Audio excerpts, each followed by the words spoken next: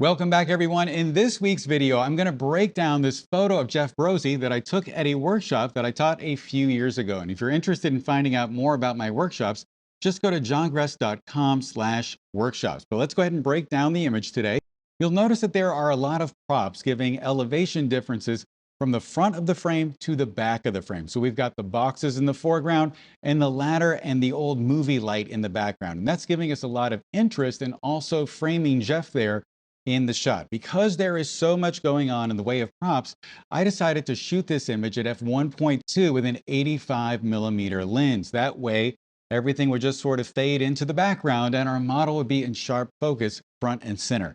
I decided to light this shot with a Litemotiv 120. That's a 120cm 16-sided softbox, and if you've watched this channel before, you know that I can never remember what exactly that's called. So go ahead and leave that in the comments. I'm sure I'll put it right here on the screen right now. But just know that that's a multiple-sided softbox. It doesn't really matter that it's 16 sides. It just matters that it's in there in a Rembrandt lighting position, creating that lighting pattern on his face, and that it's creating soft light from that angle. So if you have a 3-foot octabox, you could bring it in a little closer. And if you have a 5-foot octabox, you could move it a little bit back and you're going to get vaguely the same type of lighting. So that part isn't really important.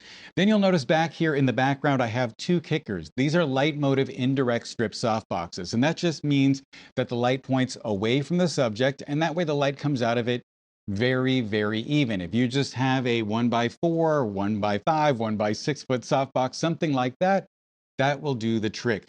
Then you'll notice back here in the back of the frame, coming down at about 45 degrees from the rear, is a 1x3-foot or 30x90cm strip softbox. And that's providing a hair light today. Now, a hair light is not really necessary on a subject like this who has very, very light colored hair. What I'm really doing with these three softboxes back here and this hair light is that I am separating Jeff from the background by putting a rim light or an edge light all the way around his jacket. And that's why I've got these softboxes here. Now, to further refine the shot, I used two different flags. Now, I've got one here right below the main light between Jeff's legs and the light source. And what this flag is doing is just darkening down the light that's hitting Jeff's lower body. And that's to cause your eye as the viewer to go up and look into the eyes of the subject.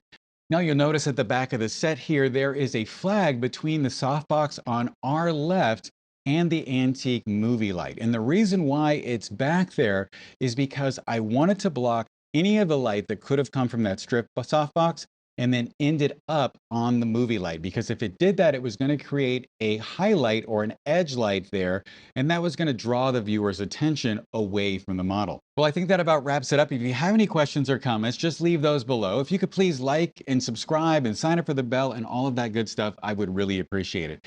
If you want to watch a video that YouTube thinks you'll love, click on this one up here. And if you want to learn more about my workshops, click on this one. Thank you so much for your time. Stay safe, have a great day, and I'll talk to you soon.